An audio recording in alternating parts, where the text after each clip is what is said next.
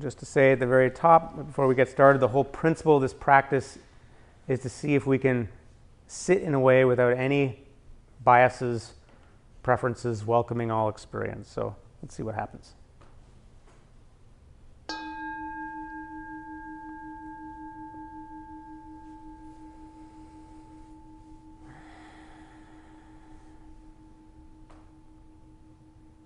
Okay, we can start by taking a few deep breaths.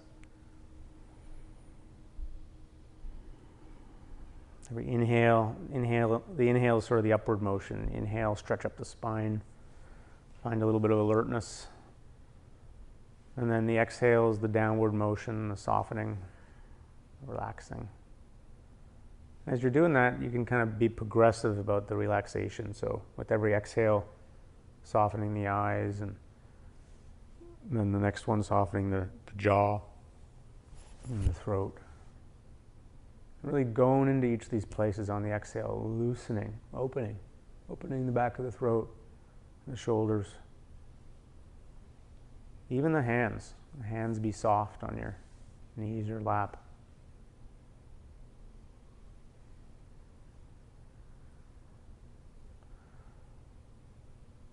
So equanimity is primarily, it's a relationship to sensory experience. It's also an attitude. And that attitude is kind of lack of uptightness, a welcoming. Whatever happens, from distractions and unwanted sounds, the sound of my voice right now, thoughts, feelings in your body, you're going to welcome all of them. In fact, we're even going to use a little noting convention. Noting is when you basically, when you notice something happening, you just say, in a typical way you might say, in if you're breathing, and out, or thinking or feeling.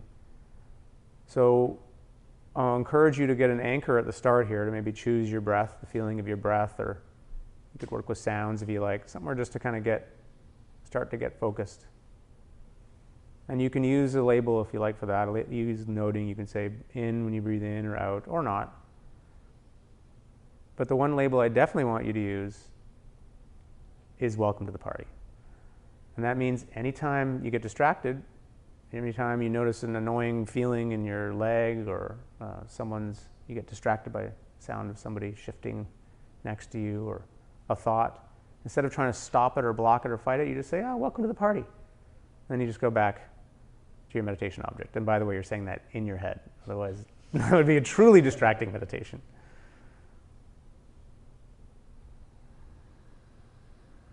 So again, just to repeat, primary thing here is just to be with the breath, be with the feeling of the body, point in the body maybe, or sound. Just see if you can focus on that as best as possible. Mind wanders, bring it back. But in the wandering, in the distractions, you have this majestically affable, welcoming attitude where you are not offended by anything. You say, welcome to the party. And you go back to your breath, or whatever. So see what happens.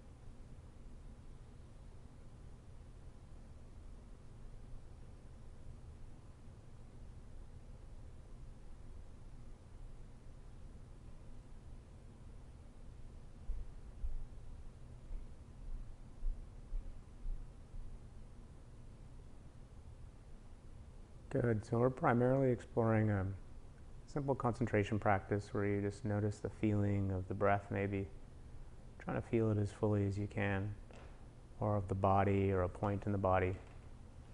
Just sort of feeling into the softest part of the sensation. But we also have this background welcoming quality, this background equanimity quality, where we're just really letting everything be there and kind of making a commitment not to get uptight or not to brace against it or try to fight those things, but just let them come up and pass through us. And it's being a generous party host with your direct experience. And you can even use a label if it helps, saying, oh yeah, welcome. And then it passes. And you come back to your breath or to whatever object you're working with. And just be curious, how does this stance change the experience, affect the experience?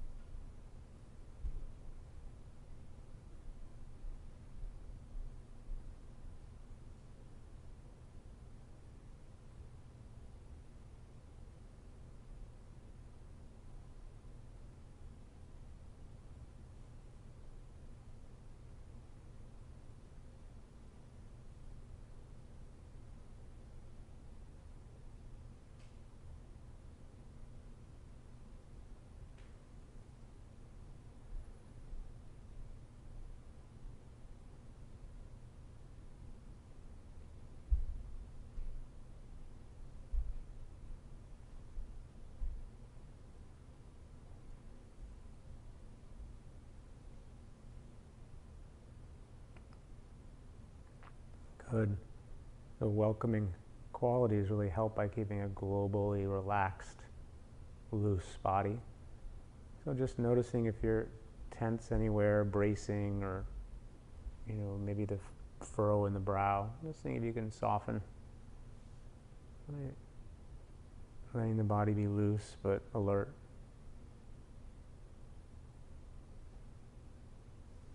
And can you be so open that every time there's sound or an interruption, there's no bracing for you at all. It just goes right through you.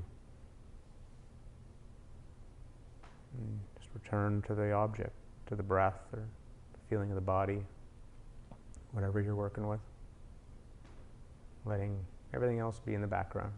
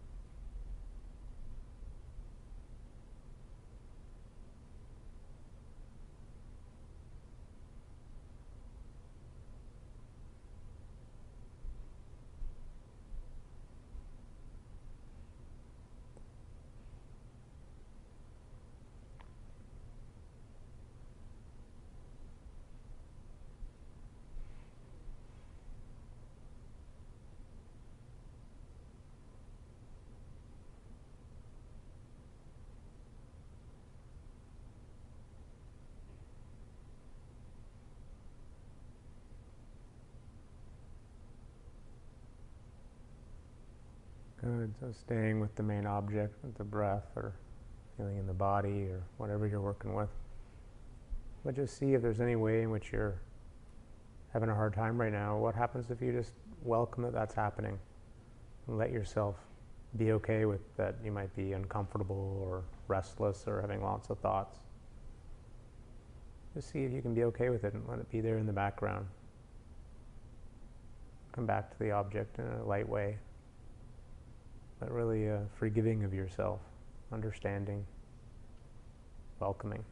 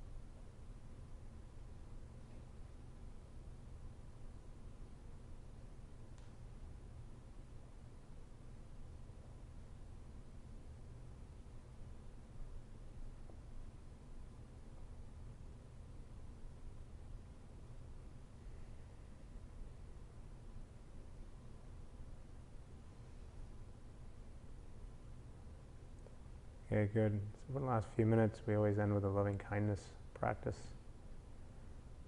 And this one we'll do a kind of classic metta practice. Metta means benevolence. And it's not really about generating a particular emotion.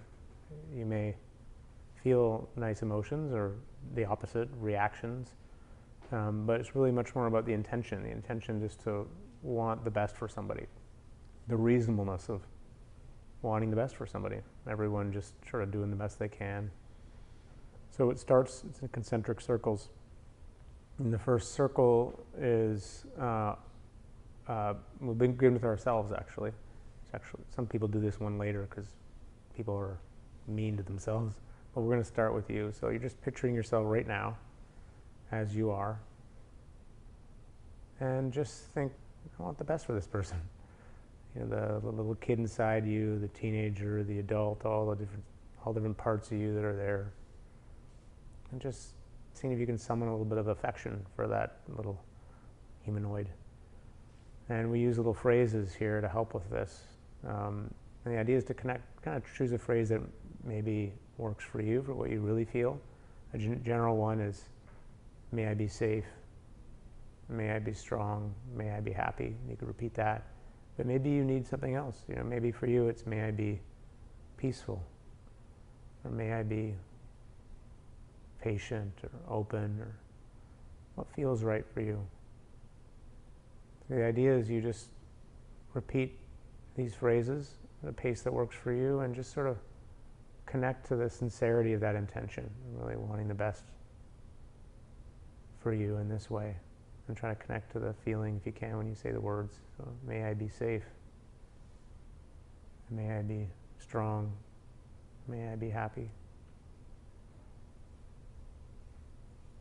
Feeling what you feel after, and again, it could be that practice feels phony or something, you have a reaction, and just welcome that too.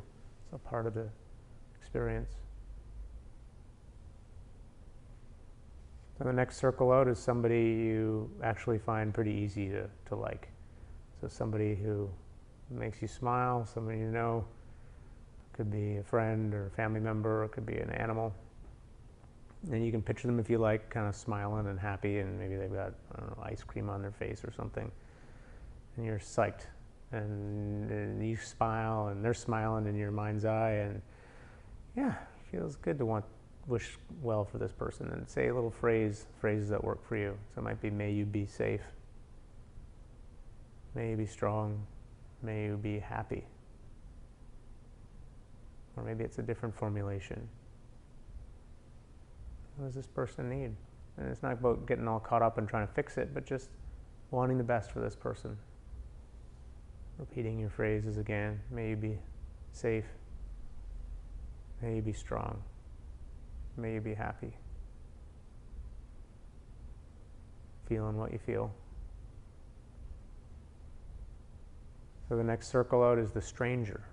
Somebody you don't know very well, or someone in your neighborhood that you see around or at work.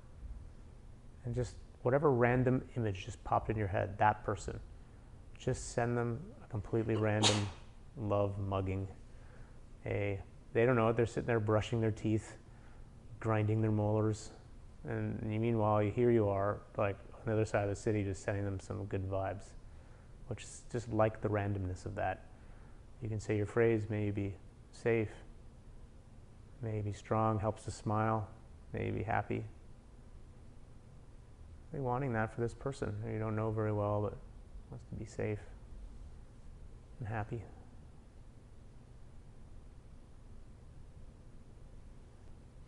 So the next ring is the challenging person. This is where the rubber really hits the road. Somebody who doesn't regularly evoke feelings of loving kindness in you, let's put it that way. So you may not want to go straight to global psychopath number one, but more like someone you know, a difficult person, but who in their own bungled way is trying to do the best they can and wants to be safe and happy. And see if you can extend, that intention for them as well. Finding the words that feel right. May you be safe. May you be happy-ish. May you be not too strong, whatever feels right. No, but this person, after all, has their struggles. And finally, we'll do the radio tower, the whole planet, sentient beings, aliens, lacto-fermenting processes in your fridge, sending out the loving vibes to everything. And what's the phrase that works for you? You know, may you be safe, may you be strong, may you be happy, may you be at peace, may you know peace. Really sending it out.